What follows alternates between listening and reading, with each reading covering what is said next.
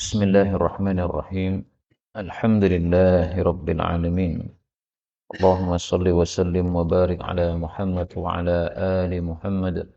Allahumma anfa'na bima 'allamtana wa 'allimna ma yanfa'una wa zidna ilma wa barik lana fi ilmina warzuqna al-ikhlasa fil qawli wal 'amali kamila wa 'ilman nafi'an la yunsa wa tawfiqan daima wa sihhatan wa yaqinan wa 'afiyah. Allahumma yassir lana umurana, Allahumma yassir lana umurana, Allahumma yassir lana umurana, amin ya rabbal alamin. Alhamdulillah kaum muslimin rahimakumullah. Kita lanjutkan pengajian kitab Fadailul Quran karya Al-Imam Al-Bukhari rahimahullahu taala. Dan sebelum dilanjutkan, ada satu ralat yang ingin saya sampaikan, yaitu pada hadis 5004. Haddatsana Mu'alla bin Asad. Di akhir hadis itu disebutkan, qala, berkata Anas, wa nahnu, dan kami, warithnahu, mewarisi beliau, yaitu mewarisi Abu Zaid. Nah, kemarin saya jelaskan bahwa maksudnya Anas bin Malik mewarisi ilmu dari Abu Zaid. Ini salah. Yang dimaksud mewarisi di sini mewarisi harta, karena Abu Zaid termasuk dari keluarga Anas bin Malik radhiyallahu anhu. Jadi kasusnya ini Anas ditanya, Abu Zaid siapa sih? Kok nggak terkenal? Siapa itu dia? Kalau Mu'ad semua udah kenal, Abu Darda semua udah kenal, Zaid bin Sabit semua udah kenal. Abu Zaid ini nggak jelas. Abu Zaid siapa tuh? Nah, maka Anas menjawab, Abu Zaid itu termasuk dari keluarga kami. Dia mati tidak punya ahli waris, nggak punya anak, maka kami yang mewarisi. Itu saja sebagai ralat untuk penjelasan kemarin. Sekarang kita lanjutkan hadis 5006. Babu fadli Fatihatil Kitabi. Bab fadilah surat Fatihatul Kitab, surat Al-Fatihah. Fatihah artinya pembuka, Al-Kitab artinya Quran. Jadi Al-Fatihah adalah pembukanya Quran, karena Quran dimulai dengan surat Al-Fatihah. Hadis 5006, wa bis sanadil muttasili ila al-muallif al-Imam al-Bukhari rahimahullahu taala qala haddatsana Ali bin Abdullah qala haddatsana Yahya bin Sa'id qala haddatsana Syu'bah qala haddatsani Khubayb bin Abdurrahman an Hafs bin Asim an Abi Sa'id al-Mu'alla qala kuntu, adalah aku, usalli, melakukan salat. Fada'ani, maka memanggil saya an-nabiyyu sallallahu alaihi wasallam, falam ujibhu, maka saya tidak mendatangi beliau.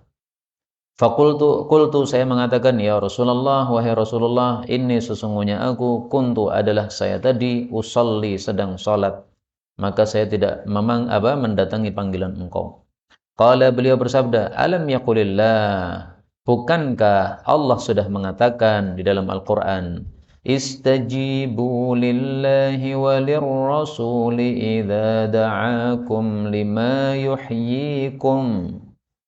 Datangilah Allah atau ijabailah panggilan Allah dan Rasulullah apabila dia memanggil kalian.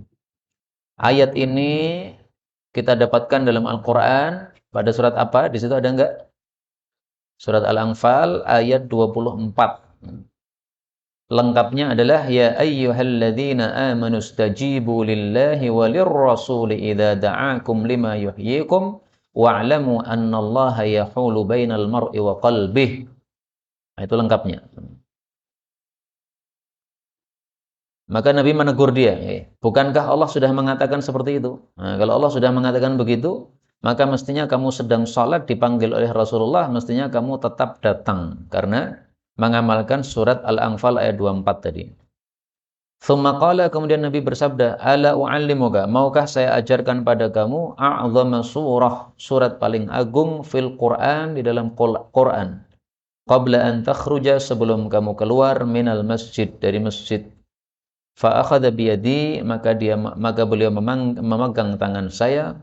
Falamma aradna, maka tatkala kami ingin an nakhruja, untuk keluar, yaitu dari masjid.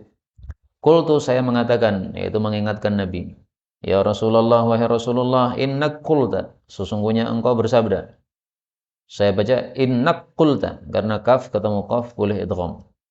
La u'allimannaka, sungguh betul-betul aku akan ajarkan kepada engkau a'zama surah, surat paling agung minal Qur'an, dari Al-Qur'an.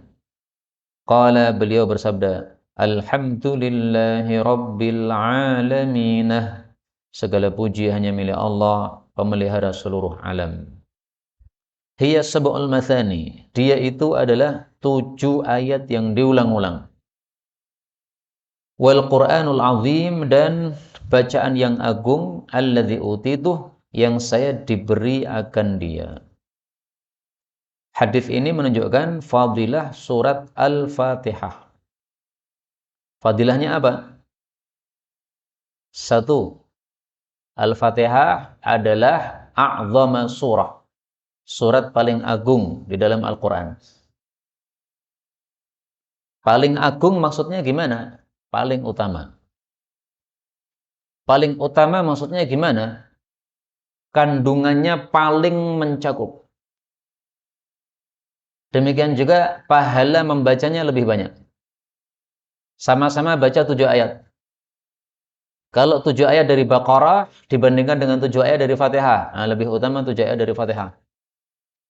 7 ayat surat Al-Mulk misalnya, dengan 7 ayat surat Fatihah, lebih utama pahalanya membaca 7 ayat dari surat Al-Fatihah. Padahal sama-sama 7 ayat.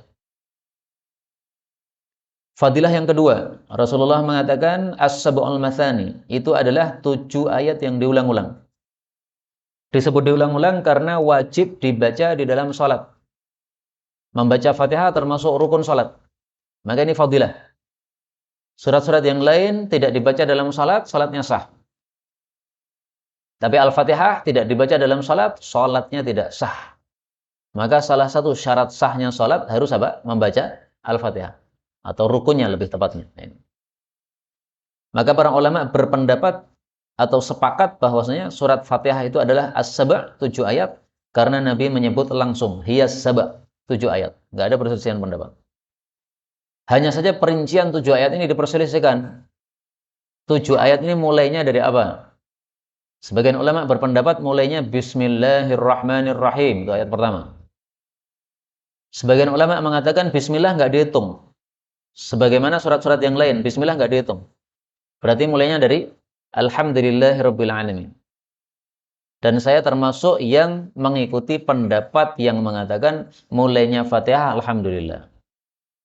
Kenapa? Karena dalam hadis riwayat Muslim, Rasulullah menjelaskan Allah berkata, saya bagi as-salat, yaitu Al-Fatihah, separuh untuk hamba, separuh untuk saya, separuh untuk hamba, dan tengah-tengahnya ada pemisahnya. Maka kalau kita hitung, kemudian Nabi merinci ya, Alhamdulillahirabbil alamin, itu untuk Allah, Ar-Rahmanir-Rahim untuk Allah, Maliki yaumiddin untuk Allah. Tengahnya iyyaka na'budu wa iyyaka nasta'in. Berarti kalau 3 pertama kemudian ada tengahnya, berarti masih ada 3 terakhir. Berarti ihdinas siratal mustaqim, siratal ladzina an'amta 'alaihim, ini sudah 1 ayat, ghairil maghdubi 'alaihim waladdallin, ini ayat terakhir. Tapi kalau kita anggap bismillah itu adalah ayat pertama, berarti ayat terakhirnya ini double tadi ya.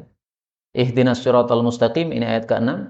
Kemudian siratal ladzina an'amta 'alaihim ghairil maghdubi 'alaihim waladdallin, ini ayat 7.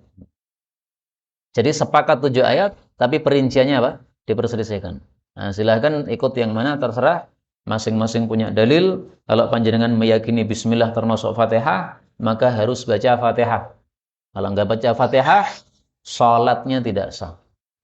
Tapi kalau saya tidak baca Fatihah, tidak baca bismillah, bismillah ya, bukan Fatihah. Kalau panjenengan tidak baca bismillah, maka Fatihahnya tidak sah. Tapi kalau saya tidak membaca bismillah, maka Fatihah saya sah.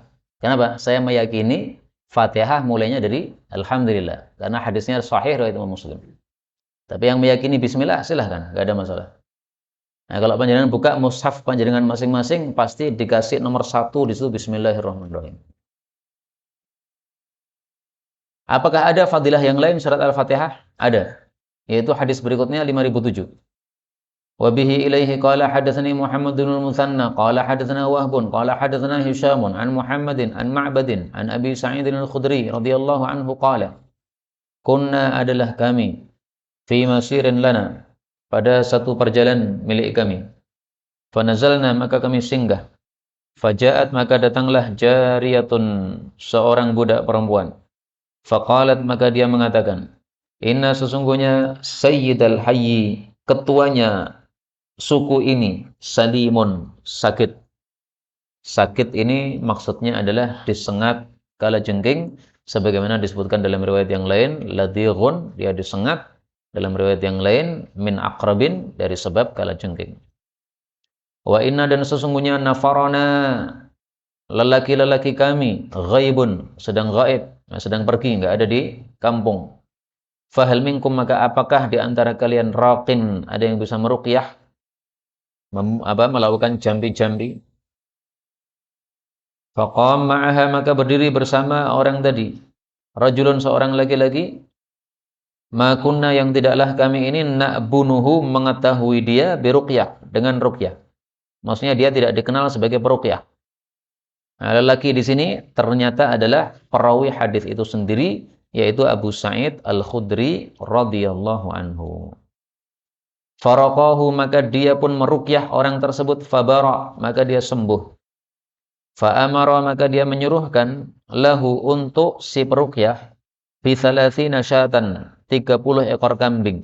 Ini sesuai kesepakatan, kalau sembuh dikasih 30 kambing.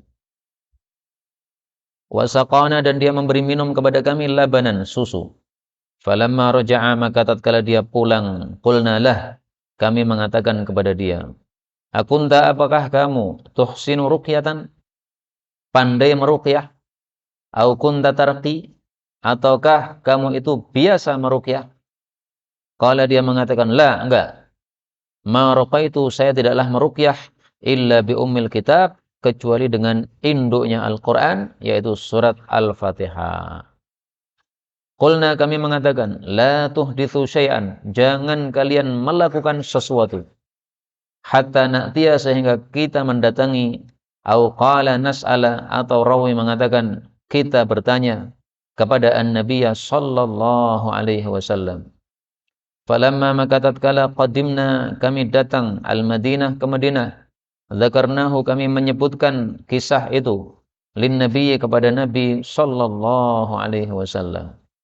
Faqala, maka beliau bersabda, wa ma kana yudri, dan apa yang memberitahu dia, maksudnya dari mana dia tahu, annaha ruqyah, bahwasanya Fatihah adalah untuk jambi. Iqsimu, bagilah kambing-kambing tadi, wadribuli, dan berikanlah untuk saya, bisah min, satu bagian. Wa qala Abu Ma'marin, haddatsana Abdul Warithi, qala haddatsana Hishamun, qala haddatsana Muhammad bin Sirin, qala haddatsani Ma'bad bin Sirin, an Abi Sa'id Al-Khudri bihadzal hadits, bihadza, yaitu bihadzal hadits. Ini hadis ini menunjukkan fadilah Al-Fatihah selain dari dua yang sudah disebutkan. Pertama, dia adalah Quran yang paling agung. Yang kedua, dia adalah apa? 7 ayat yang diulang-ulang. Diulang-ulang karena setiap hari dibaca dalam sholat. Kemudian fadilah ketiga adalah untuk ruqyah. Maka surat Al-Fatihah paling bagus untuk ruqyah.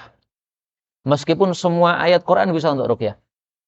Dalilnya apa? Dalilnya dalam Al-Quran. Allah Subhanahu wa taala mengatakan, wa nunazzilu minal Qur'ani ma huwa syifaa'un. Itu adalah surat Al-Isra ayat 82. Allah mengatakan, kami turunkan dari Al-Quran sesuatu yang bisa menjadi penyembuh. Nah, maka semua Quran adalah bisa untuk penyembuh. Tetapi kekuatan ayat-ayat Quran berbeda-beda. Dan fadilah ayat-ayat Quran berbeda-beda. Maka paling bagus untuk ruqyah adalah surat Al-Fatihah. Bagaimana cara meruqyahnya? Di sini tidak disebutkan, cuma disebutkan faraqahu fabara. Dia ruqyah kemudian sembuh. Nah, dalam hadis yang lain disebutkan dia baca Al-Fatihah, kemudian dia tiupkan ludahnya pada tempat yang sakit. Ini tempat yang terkena kalajengking, dia bacakan Fatihah, kemudian ludahi. Bacanya berapa kali? Bacanya Fatihah 7 kali.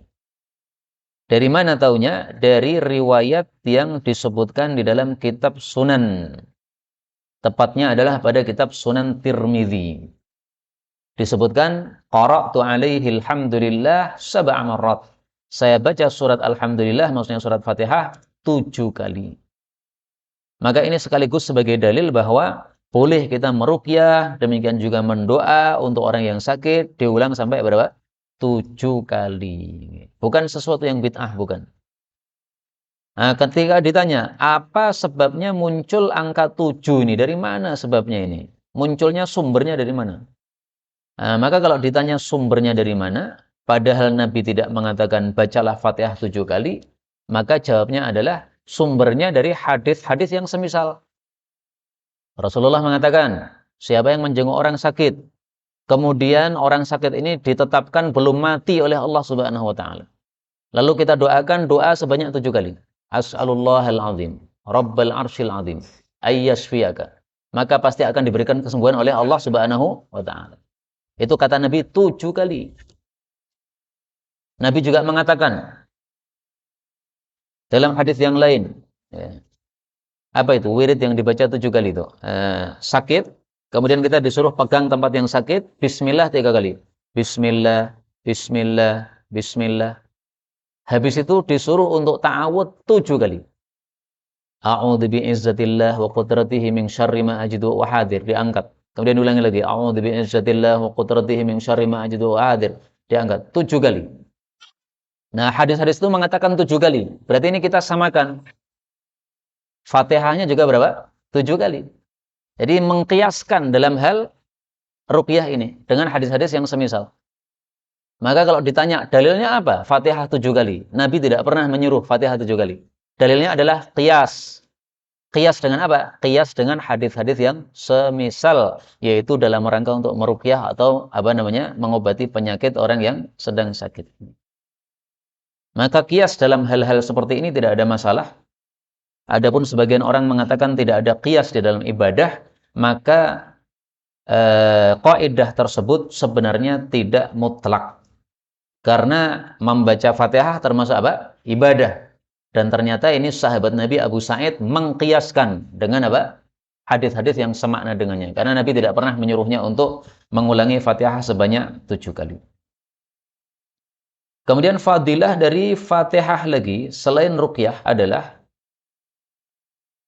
di sini Rasulullah Shallallahu Alaihi Wasallam di sini sahabatnya mengatakan bi ummil kitab. Saya meruqyah dengan induknya Al-Quran. Fatihah disebut induk Quran. Ini fadilah. Jadi Quran itu kan 30 juz itu. Isinya 114 surat. Induknya ternyata di Fatihah.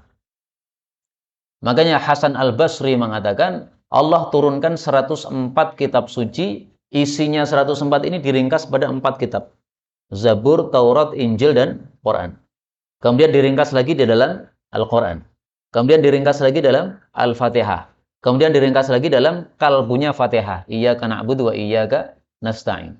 Nah, maka Fatihah bisa dikatakan sebagai induk Quran karena meringkas isinya seluruh Quran. Atau dengan kata lain, daftar isi Quran itu adalah Al-Fatihah. Kalau kita mau baca buku dari awal sampai akhir kan susah tuh. Nah, maka biasanya kita lihat daftar isinya. Apa sih yang dibahas? Nah, dari daftar isi sudah tergambar, oh bahasanya gini-gini. Nah, Fatihah juga begitu. Dengan baca Fatihah kita bisa mengetahui gambaran isinya Quran secara keseluruhan. Intinya apa? Bicara tentang Allah. Alhamdulillahirabbil alamin, Ar-Rahmanir-Rahim, Maliki yaumiddin. Ini semuanya tentang Allah. Iyyaka na'budu, ini tentang ibadah, salat, puasa dan sebagainya.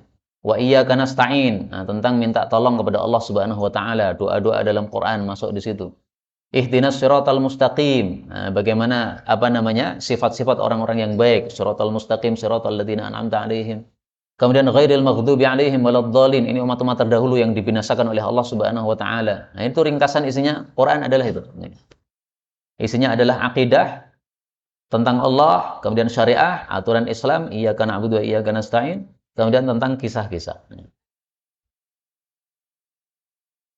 Kemudian dalam hadis ini Nabi mengatakan, dari mana dia tahu bahwa Al-Fatihah adalah ruqyah? Kira-kira dari mana? Dari tadi surat Al-Isra ayat 82.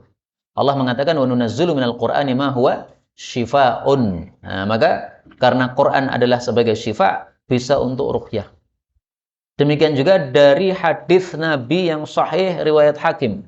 Rasulullah mengatakan afdhalul Qur'ani alhamdulillahi rabbil alamin. Quran yang paling utama adalah surat Alhamdulillahirabbil alamin. Nah, maka dia memilih surat Al-Fatihah sebagai ruqyah karena dia adalah Al-Quran yang paling utama. Kemudian di akhir hadis Nabi mengatakan silahkan dibagi, berikan bagian untuk saya. Nah, di sini ada dua pembahasan.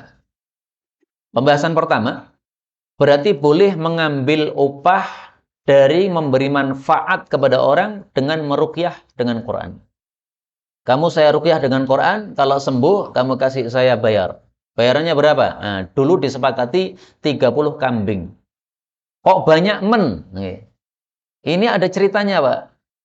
Jadi ceritanya sahabat Nabi ini dakwah, mampir di satu kampung. Zaman dulu namanya orang tamu mampir itu pasti dikasih suguhan. Lah ini kampungnya kampung pelit, nggak mau ngasih suguhan. Maka akhirnya sahabat Nabi ya sudah, mereka kelaparan di satu tempat. Tiba-tiba Allah kirimkan salah satu dari mereka datang kepada para sahabat. Ini kepala suku kami ini tersenang kalajengking. Sudah diobati apapun nggak berguna. Ini sudah mau mati orangnya. Gimana? Apakah ada yang bisa meruqyah?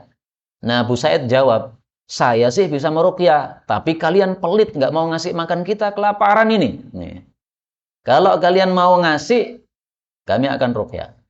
Akhirnya sepakat, ya sudah, kamu minta berapa? Ini karena kami 30 orang, ya kita minta dikasih 30 kambing. Jadi dapat satu-satu. Makanya disepakati, baiklah 30 kambing. Nah, maka diruqyah Fatihah 7 kali sembuh. Dia dibacakan Fatihah, kemudian dia udah, nah, kemudian sembuh. Maka akhirnya dikasihkan apa? 30 kambing.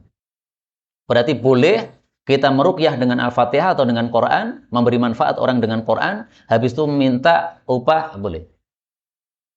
Termasuk yang dibahas oleh para ulama adalah mengajarkan Quran minta upah, boleh.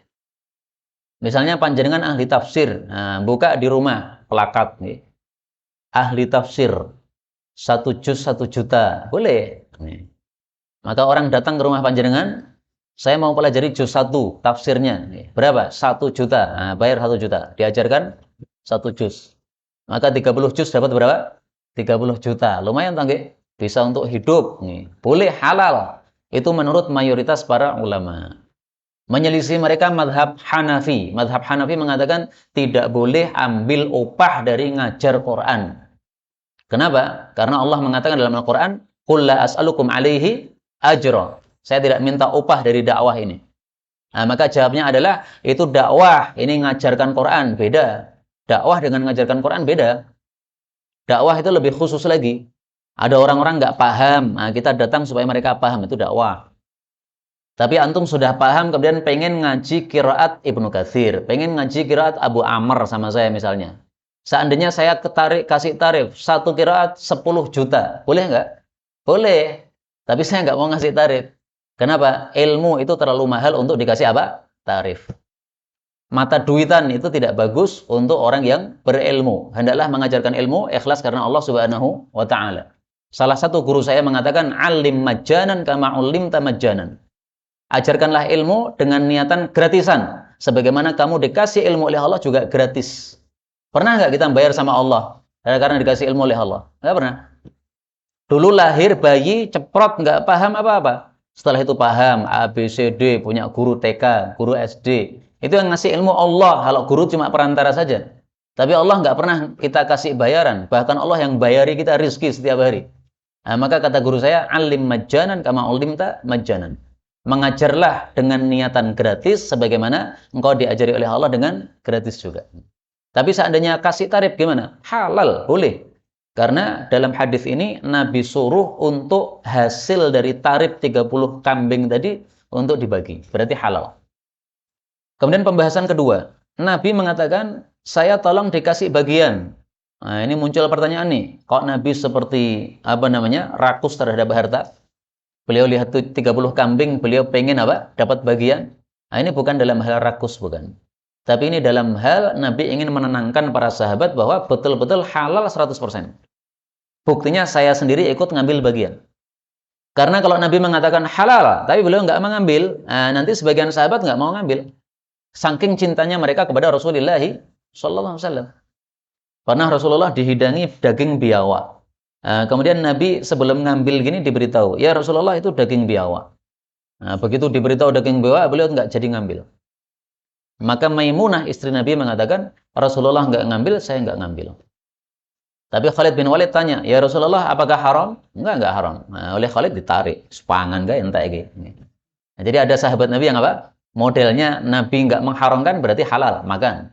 Tapi ada juga yang Nabi nggak mau, saya ikut nggak mau. Nabi senang, saya ikut senang. Anas bin Malik itu nggak suka labu dulu.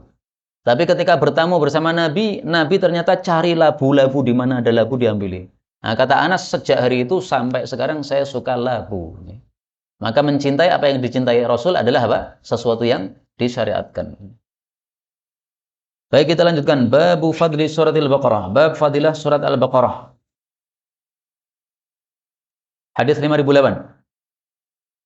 Wabihi ilaihi qala haddatsana Muhammad bin Katsir qala akhbarana Syu'bah an Sulaiman an Ibrahim an Abdurrahman an Abi Mas'ud an Nabi sallallahu alaihi wasallam qala man qara'a, barang siapa yang membaca bil ayataini, dengan dua ayat. Hadis 5009. Wabihi ilaihi qala wa haddatsana Abu Nu'aimin qala haddatsana Sufyan an Mansurin an Ibrahim an Abdurrahman bin Yazid an Abi Mas'ud radhiyallahu anhu qala qala an-nabiy sallallahu alaihi wasallam man qara'a, siapa yang membaca bil ayataini, dua ayat, min akhir surat Al-Baqarah, dari akhir surat Al-Baqarah, fi lailatin, dalam satu malam, kafatahu, maka kedua ayat itu akan mencukupi dia. Hadis ini menunjukkan fadilah sebagian ayat-ayat di dalam surat Al-Baqarah. Apa saja ayat-ayat di dalam surat Al-Baqarah yang memiliki fadilah? Dalam bab ini beliau menampilkan cuma dua dalil saja. Yang pertama adalah dalil tentang fadilah dua ayat terakhir dari surat Al-Baqarah. Dua ayat terakhir berarti awalnya apa? Amanar Rasul.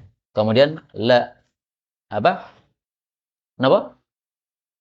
La yukallifullahu nafsan illa wus'aha. Amanar Rasul la yukallifullahu nafsan illa wus'aha. Dua ayat terakhir dari Al-Baqarah. Fadilahnya apa? Fadilahnya kafatahu, mencukupi seseorang apabila dibaca setiap malam. Mencukupi dari apa? Ada dua tafsiran. Tafsiran yang pertama, mencukupi maksudnya menjaga dari segala yang tidak disukai. Maling misalnya nggak akan. Kebakaran rumah misalnya nggak akan. Karena sudah dicukupi oleh dua ayat ini. Tafsiran yang kedua, mencukupi maksudnya mencukupi dari qiyamul lail.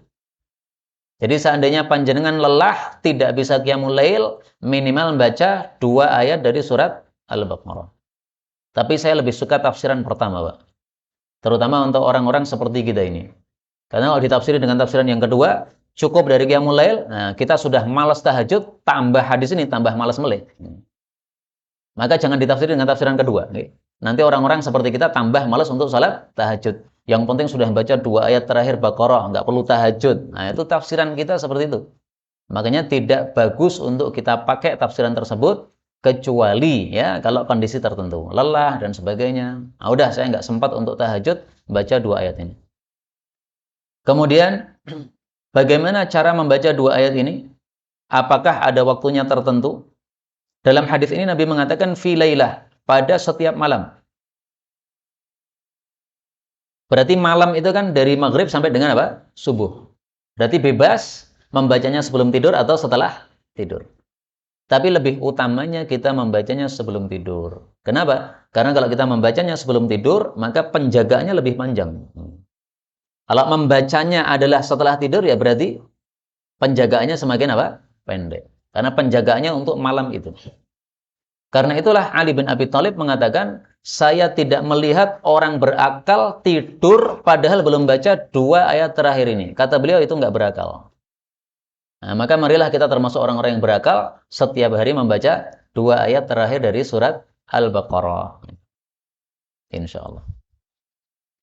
Kemudian hadis berikutnya, hadis 5010, ini adalah dalil yang kedua untuk ayat yang mulia di dalam surat Al-Baqarah. Wa qala Uthman bin Al-Haytham qala haddatsana Aufun an Muhammad bin Sirin an Abi Hurairah radhiyallahu anhu qala wakkalani, telah memasrahkan kepada saya Rasulullah sallallahu alaihi wasallam bihifdzi untuk menjaga zakat Ramadan, zakat bulan Ramadan. Zakat bulan Ramadan nama lain dari zakat fitrah, nama lain dari zakat ru'us, ada 3 nama. Fa'atani maka datang kepada saya atin, seseorang yang datang. Faja'ala maka dia berbuat yahthu, mencawuk minat ta'ami dari makanan. Makanan di sini maksudnya kurma sebagaimana disebutkan dalam hadis yang lain. Fa'akhadtuh maka saya menangkapnya. Faqultu maka saya mengatakan la arfa'annaka, betul-betul saya akan laporkan kamu ila Rasulillahi sallallahu alaihi wasallam. Faqassa maka dia sebutkan al-haditha, hadis itu panjang lebar. Faqala maka si maling mengatakan, idza awaita, kalau kamu berada atau kamu pergi ila firashika, kepada tempat tidurmu, faqra maka bacalah ayat al-kursi, ayat kursi. La yazala, tidak henti-hentinya, ma'aka bersama kamu, minallahi dari Allah, hafidhun, ada penjaga. Wala yaqrabuka, dan tidak akan mendekati kamu, syaitanun, setan, hatta tusbih, sampai kamu masuk subuh. Wa qala an-nabiyyu sallallahu alaihi wasallam, shadaqaka, dia sudah jujur kepada kamu, wa huwa, padahal dia itu kadzubun, tukang dusta. Dzaka syaitanun, itu adalah setan. Hadis ini menunjukkan bahwa bagian surat Al-Baqarah yang penting termasuk diantaranya adalah ayat kursi. Ayat kursi kalau kita baca sebelum tidur, maka Allah akan kirim penjaga. Penjaganya selama berapa lama? Selama sampai masuk subuh. Makanya ayat kursi paling bagus dibaca sebelum tidur. Karena kalau dibaca sebelum tidur, maka sejak kita membaca sampai subuh akan dijaga oleh penjaga dari Allah. Ini biasanya adalah para malaikat yang dimuliakan oleh Allah Subhanahu wa taala. Kasusnya Abu Hurairah ini ditugasi oleh Nabi untuk menjaga zakat fitrah di bulan Ramadan.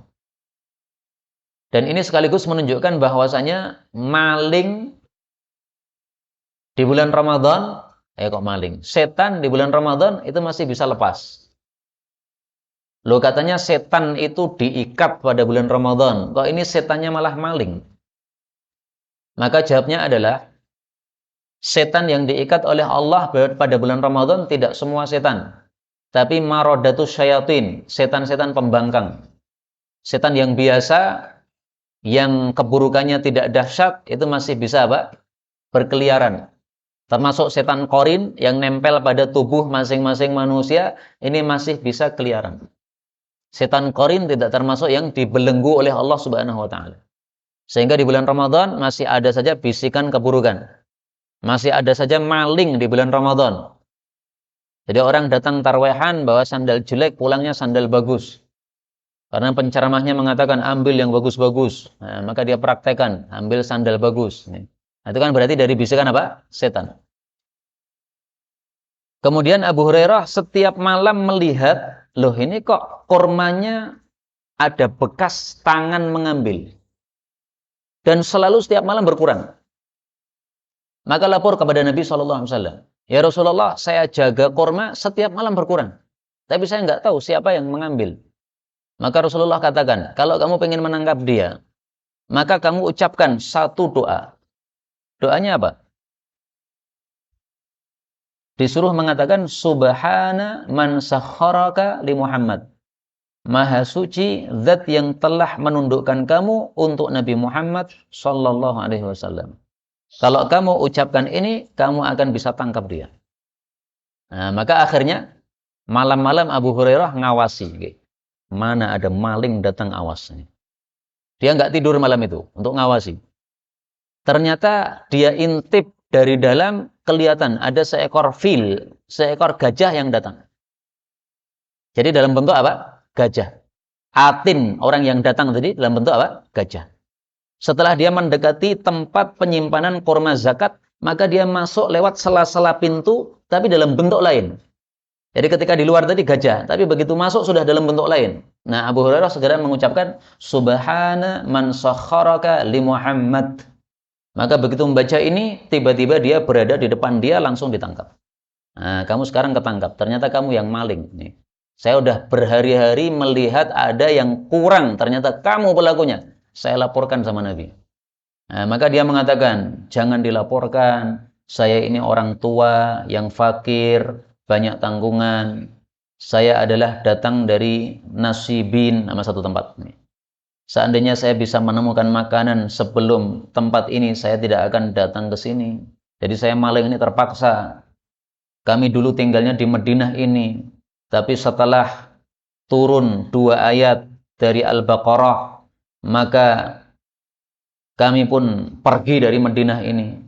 Maka kalau kamu mau melepaskan saya pasti akan mengajarkan 2 ayat dari Al-Baqarah yang menyebabkan kami para setan itu minggat dari Madinah. Nah, diiming-imingi ilmu, Abu Hurairah langsung tertarik. Karena para sahabat Nabi itu paling rakus terhadap apa? Ilmu. Nah, maka begitu diiming-imingi ilmu, dia mengatakan, baik, kamu saya lepas, tapi kamu ajari. Nah, maka dalam riwayat yang lain disebutkan, dia mengajarkan 2. 1, kamu baca ayat kursi, dan kamu baca 2 ayat terakhir dari surat Al-Baqarah. Inilah 2 ayat yang kata dia membuat jin-jin yang dulu tinggal di Madinah pada pergi semuanya. Setelah turunnya surat Al-Baqarah dan 2 ayat terakhir dari surat Al-Baqarah tersebut. Nah, akhirnya dilepas oleh Abu Hurairah. Setelah itu Abu Hurairah paginya lapor kepada Nabi Muhammad sallallahu alaihi wasallam. Nah, begitu dilapori ilmu yang disampaikan oleh setan tadi, Nabi mengatakan, dia jujur meskipun biasanya dusta. Apakah kamu tahu siapa yang datang itu? Abu Hurairah katakan, saya tidak tahu. Nabi mengatakan, itulah setan. Jadi setan kadang-kadang bisa dilihat oleh apa? Manusia. Allah mengatakan, innahu yarakum huwa qabiluhu min haitsu la tarawnahum. Nah, sesungguhnya setan bisa melihat kalian dari tempat yang kalian tidak bisa melihat mereka. Itu adalah hukum asal. Hukum asalnya kita tidak bisa melihat setan, hukum asal. Tapi kadang-kadang Allah bikin setan itu bisa terlihat. Contohnya dalam kasus ini terlihat, tapi datangnya dalam bentuk gajah, kemudian masuk sela-sela pintu dengan apa? Dengan bentuk yang lain. Jadi setan itu bisa masuk dari celah-celah apa? Pintu. Nah, maka supaya tidak masuk ke rumah kita gimana? Rasulullah ajarkan dalam hadis yang lain. Kalau kamu masuk rumah, ucapkanlah Bismillah atau ucapkanlah Assalamualaikum. Nah, maka masuk rumah baca Bismillah atau Assalamualaikum berarti sudah wirid. Ini setannya nggak bisa ikut masuk. Sehingga setannya mengatakan, malam ini kita nggak bisa tinggal di sini. Kenapa? Orangnya masuk dengan baca Bismillah atau baca Assalamualaikum. Tapi kemudian dari hadis ini juga kita ambil pelajaran bahwa kalau ada seseorang yang menyampaikan ilmu atau menyampaikan kebenaran, maka ambillah kebenaran itu siapapun dia. Para ulama mengatakan ungdur maqala wala tangzur man qala. Perhatikan apa yang dia sampaikan, jangan perhatikan siapa yang menyampaikan. Maka seandainya panjenengan melihat pada saya ada kekurangan-kekurangan, jangan gara-gara saya punya kekurangan panjenengan tidak mau mendengarkan kajian saya. Kajian saya sumbernya dari Quran, hadis tetap kebenaran. Adapun saya kurang sempurna, maka semua manusia memang tidak punya apa? Kesempurnaan. Jadi ambillah yang baik, adapun orangnya tidak baik itu urusan dia sama Allah Subhanahu wa taala. Karena kalau kita harus mengambil ilmu dari orang yang sempurna total, nggak pernah berbuat jelek, ya nggak ada orang seperti itu. Mana namanya manusia pasti apa? Punya kekurangan. Yang tidak punya kekurangan adalah para nabi saja. Nabi semuanya sudah mati. Kemudian kita ambil faedah juga dari hadis ini bahwasanya Abu Hurairah termasuk orang-orang yang dipercaya oleh Rasulullah sallallahu alaihi wasallam sehingga ini fadilah Abu Hurairah radhiyallahu taala anhu. Dan termasuk fadilah Abu Hurairah dalam hadis ini juga adalah semangat dia untuk mendapatkan ilmu baru sehingga itulah yang menyebabkan Abu Hurairah ilmunya sangat banyak. Padahal dia masuk Islamnya belakangan. 4 tahun dia bersama Nabi SAW. Perang Khaybar terjadi, Abu Hurairah baru masuk Islam. Perang Khaybar tahun 7 Hijriah. Nah, maka 7, 8, 9, 10. 11 Hijriah Nabi sudah wafat. Berarti 4 tahun sama Nabi. Ayo bayangkan, 4 tahun sama Nabi, ilmu hadisnya paling banyak. Sahabat Nabi itu dibagi 3 kelompok. Ada mukthir yang banyak meriwayatkan hadis, ada mukil yang sedikit meriwayatkan hadis, ada yang sedang. Yang banyak itu adalah kalau hadisnya lebih dari 1000, itu dianggap banyak. Abu Hurairah termasuk 6 sahabat Nabi yang paling banyak meriwayatkan hadis. Dari 6 ini yang paling banyak Abu Hurairah, dia nomor 1. meriwayatkan 5.000 hadis dari Rasulullah sallallahu alaihi wasallam. Nah, kok bisa 5.000 hadis padahal masuk Islamnya belakangan? Abu Bakar, Umar itu sudah masuk Islam sejak di Makkah, tapi hadisnya kok sedikit. Nah, Abu Bakar, Umar hadisnya sedikit bukan karena sedikit mendengar hadis, bukan, tapi menyampaikannya yang sedikit.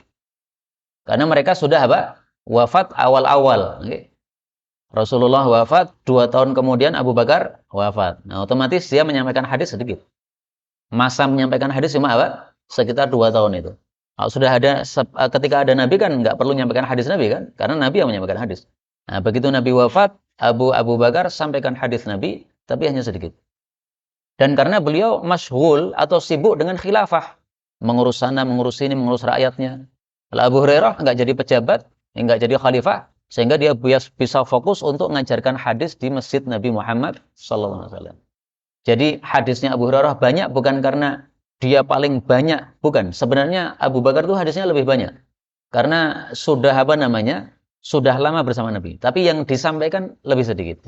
Abu Hurairah lebih banyak yang menyampaikan karena waktunya lebih lebar.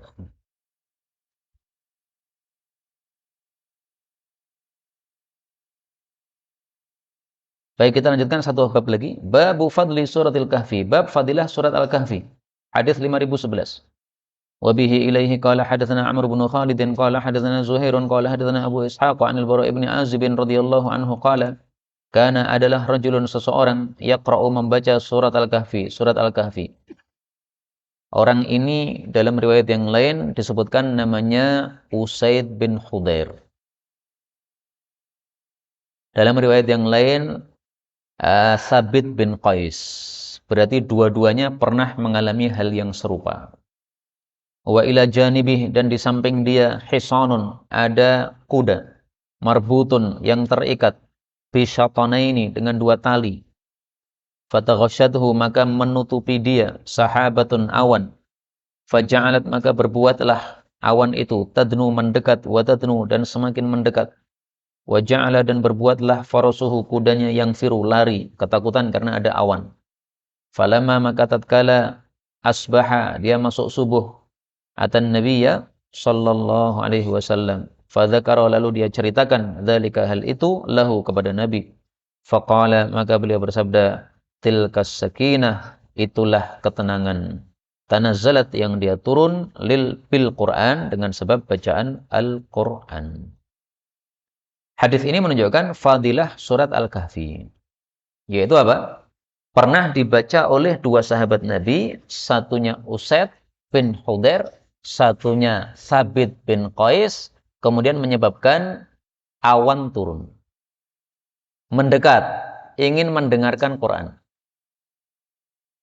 Nah, setelah pagi, maka dia cerita kepada Nabi, ya Rasulullah, tadi malam saya membaca Al-Kahfi, kok ada awan muncul? Ada apa itu? Maka Rasulullah mengatakan, itulah sakinah. Ini masjid apa ini? As-sakinah. Nah, maka insya Allah masjidnya juga didatangi apa? Sakinah. Amin ya rabbal alamin. Hanya sakinahnya nggak kelihatan. Nih. Kalau dulu kelihatan dalam bentuk awan, sehingga mata manusia bisa melihat. Bahkan dalam hadisnya Mu'adz bin Jabal, Thabit bin Qais ketika membaca Al-Kahfi atau Al-Baqarah, ada 2 riwayat ya. Satunya Al-Kahfi, satunya apa? Al-Baqarah. Nah, maka datang awan. Kemudian awan itu menyinari rumahnya, terang benderang.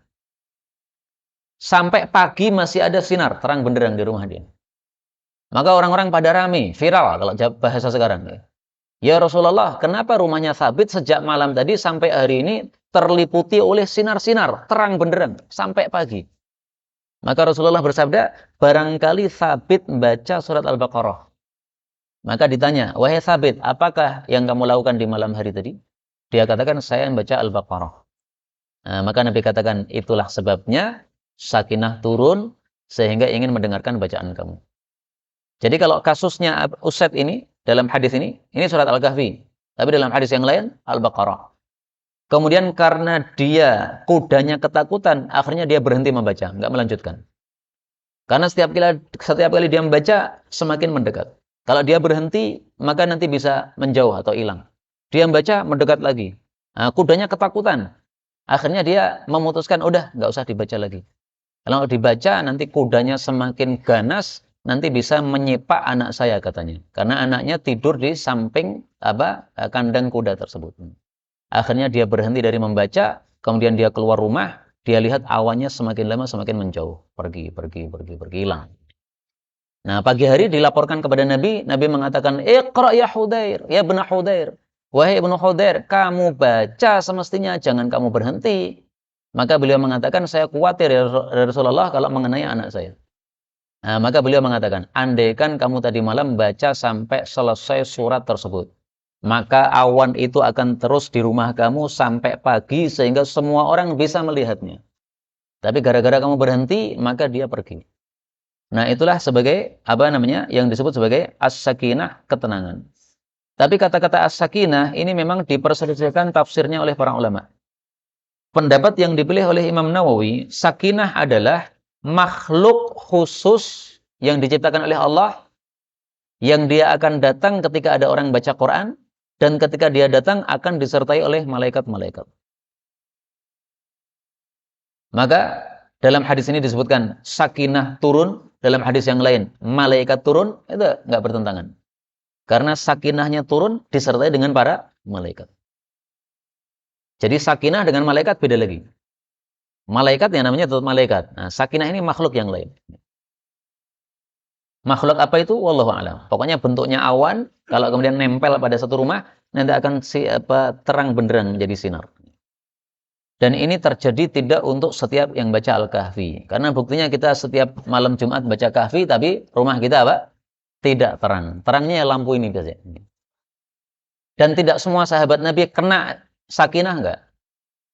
Ya sakinah tetap datang, tapi tidak memunculkan bentuk. Okay? Tetap gaib. Okay? Tapi kadang-kadang dia memunculkan dalam bentuk yang bisa terlihat oleh manusia. Wallahu a'lam bishawab. Inilah yang dapat kita pelajari. Benarnya dari Allah Ta'ala. Kalaupun ada salahnya, fa astaghfirullahal azim li wa lakum. Sisa waktu boleh soal jawab, baik yang berkaitan dengan tema atau secara bebas.